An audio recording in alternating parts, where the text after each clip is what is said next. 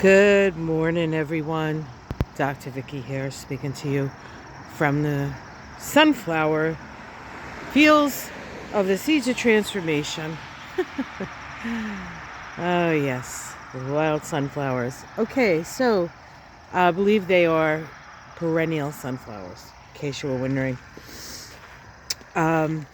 Today is the 7th. It is a Sunday. The moon is in Pisces, and it's lining up for its eclipse here on the east coast of the U.S. That is going to happen at 2:09 p.m. And so that means on this side of the world we are not going to witness the eclipse, but I believe they see it in Europe. And so this full moon eclipse, while we will have our illuminations and realizations, where the eclipse falls, what part of the world where they can actually see the eclipse, will often have more influence.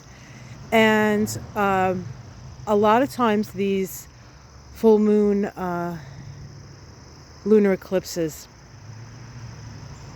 can mean the fall of somebody in power. So somebody in Europe may, or where at least where they're seeing this eclipse, could be in for a reassignment. So we'll see. I know they're having some problems in France, and Macron is under a lot of pressure on many fronts. So we'll see how he is able to navigate this dangerous time for him, quite frankly. I do have his chart. I should probably take a look at it today. If I have time, I'll take a look at Macron's chart. But for us here, it is still a time of illumination, and it's along the Virgo Pisces axis, which interestingly enough is the axis of health and health services. And we just had another drubbing of the human services person in charge, RFK Jr., who really isn't, he might have some ideas about things, but he's not really qualified to make the decisions that he's making. So we'll see how this fall from grace could be an RFK thing. Ona and I did some cards last night on Mystic Sisters, and it seemed like by the end of the year he would be out. But damage is done. Damage is done. All right, so we also today have a sesquiquadrate between Venus and Neptune.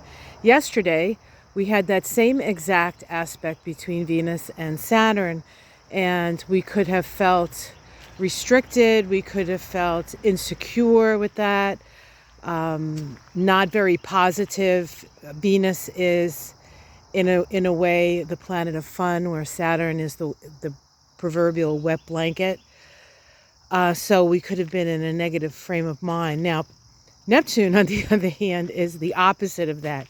Neptune is the energy of the imagination, and we can imagine things to be different, right?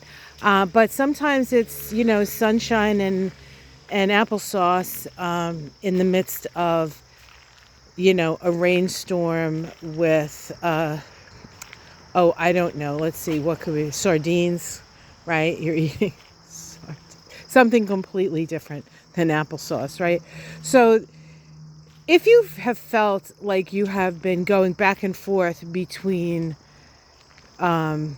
just utter, like, oh my God, this is the end of the world, and oh no, we can actually change it and make it great, that's probably the fact that Saturn and Neptune, which are very two dissimilar energies, are sitting together.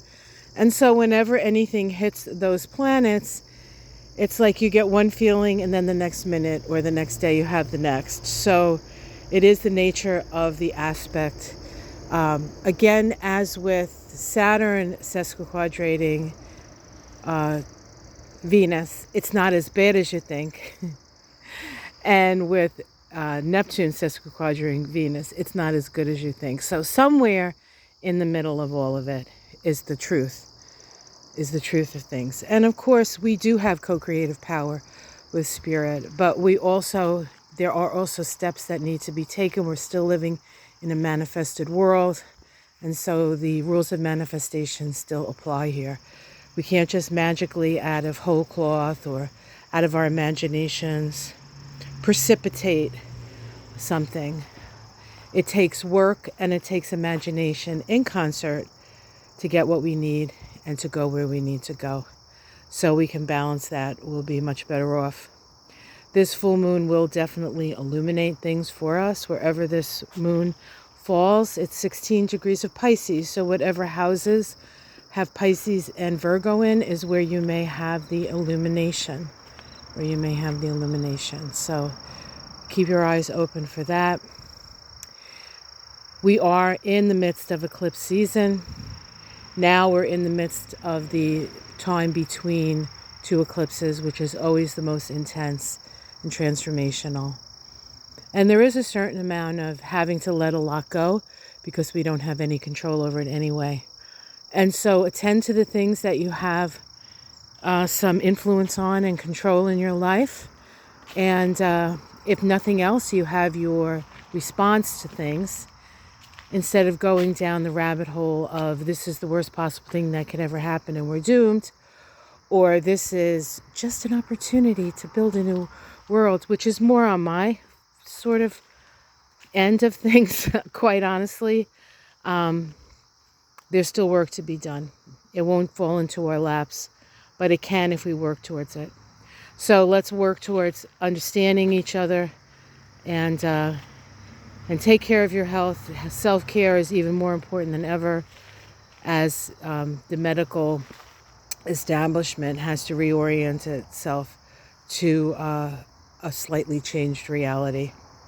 All right, guys, have yourself a great day. It is cloudy, and it is starting to rain on my head, and I looked at the weather before I came out, and yes, in fact, it is going to be a rainy morning. So I'm going to go get inside and just maybe, we're almost at the end of the blooming of this hibiscus. So we have this lovely one, and it's always, when it's like rainy, they always look how they shine. It's so cool.